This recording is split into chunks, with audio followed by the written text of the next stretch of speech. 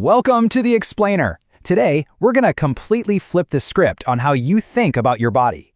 No more confusing medical jargon, okay? Just picture your body as a massive, bustling neighborhood. And what makes up that neighborhood? Trillions of individual houses, your cells. We're talking plumbing, electrical wiring, daily deliveries, the whole shebang. And right at the very center, keeping these houses standing, is a seriously misunderstood building material, cholesterol. So, let's just get right into it. For decades now, we've basically been trained to fear cholesterol, right? We've been told to lower it at all costs, avoid it in our diets, and treat it like some kind of toxic invader. But is this substance actually the villain of our biological story? Or, think about it this way, have we just been blaming the paramedics for showing up at the scene of an accident? Look, the old, outdated myth paints cholesterol as public enemy number one. But the biological reality, it's the exact opposite. It was literally never designed to hurt us. It is an absolutely crucial, vital building material used every single day to repair cell walls, protect your nerves, and create hormones.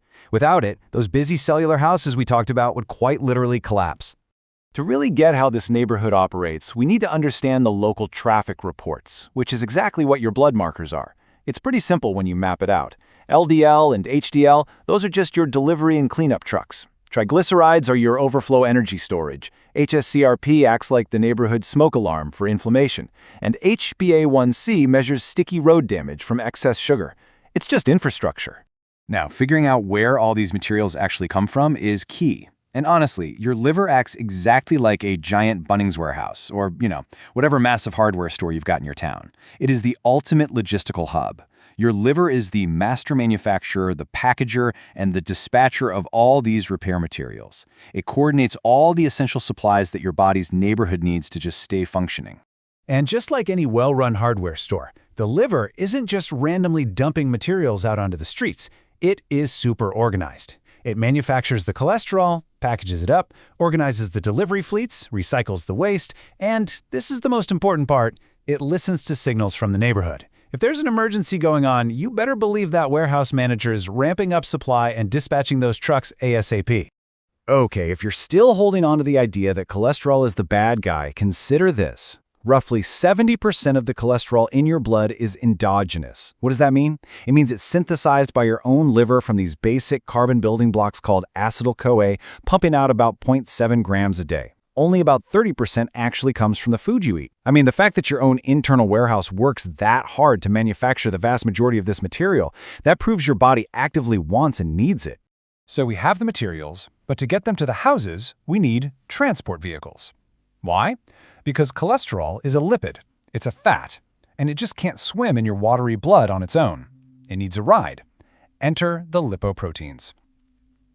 LDLs are your delivery trucks, hauling raw repair materials straight to the cellular homes. And HDL? That's the vital cleanup crew sweeping up the excess and driving it right back to the warehouse. But here, my friends, is where the plot thickens. Your arteries are the roads running through this neighborhood. Now, a healthy road is smooth, it's flexible. But what happens when those roads get damaged? Say by high blood sugar, chronic inflammation, toxins, poor sleep, or just plain old chronic stress? Well, the roads start getting potholes. And this timeline shows exactly how the whole cardiovascular disease process actually plays out. Step 1. Inflammation or excess sugar damages the arterial road. Step 2, the warehouse dispatches LDL delivery trucks to patch up those potholes. But Step 3, if the damage never ever stops, the trucks just keep arriving. The repair site gets incredibly messy, the trucks pile up, and boom, you get plaque. The disease isn't caused by the delivery trucks themselves. It's caused by continuous road damage, creating a massive, dangerous traffic jam. So, the next time you get a lipid panel blood test, I want you to look at it through this new lens. It's not just a random set of scary numbers that you need to blindly suppress. No, it's essentially a highly detailed traffic and infrastructure report. If your LDL trucks are high, the question your doctor needs to ask isn't just, how do we lower this? The question is, why is the warehouse dispatching so many trucks in the first place? Where exactly is the road damage? And you know what? Often the answer is what we call emergency repair mode. When the neighborhood is under constant physiological or psychological stress, those HSCRP smoke alarms go off. maybe blood sugar becomes unstable, the liver receives a literal urgent SOS. We need more repair materials down here. It ramps up production to protect you, not to punish you. Having more delivery trucks on the road isn't the root problem. A neighborhood under constant stress is. Let's actually zoom in on the materials inside those delivery trucks for a second, because it is an architectural marvel. This precise 27 carbon structure, with its 4 fused rings and a hydrocarbon tail, that is the cholesterol molecule itself. Synthesized from those basic acetyl-CoA building blocks we mentioned earlier, it is the exact material that makes complex cellular life possible. It's just a beautifully intricate piece of biochemistry that nature has perfected over millions of years. And it's not just out there patching walls either. This material provides vital upgrades to your entire system. It strengthens cell membranes so they can actually resist temperature changes. It creates the myelin sheath that insulates your nerve fibers. Your liver uses it to create bile acids so you can digest your food. And incredibly, this is almost like a magic trick.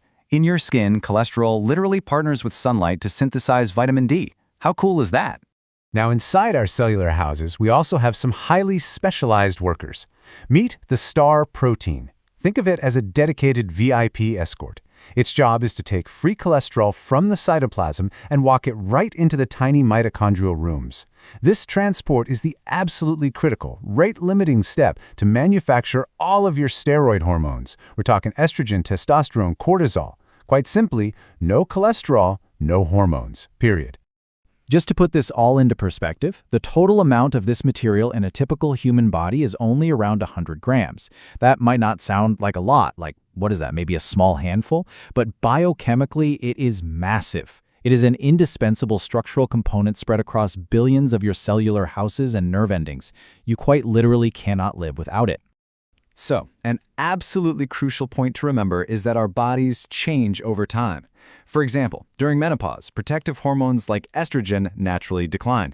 Now, historically, estrogen kept the roads flexible and the cleanup trucks running super efficiently. When it drops, cholesterol levels often rise. But listen to this. The house isn't suddenly failing or breaking. It's intelligently adapting its infrastructure to a completely new biological phase.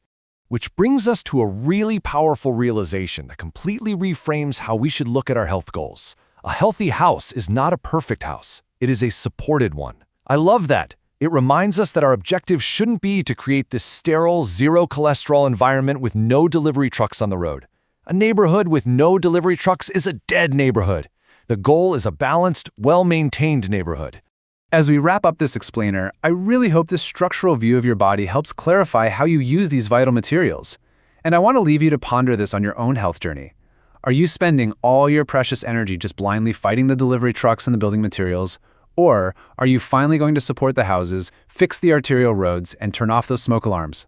Something to think about. Catch you next time.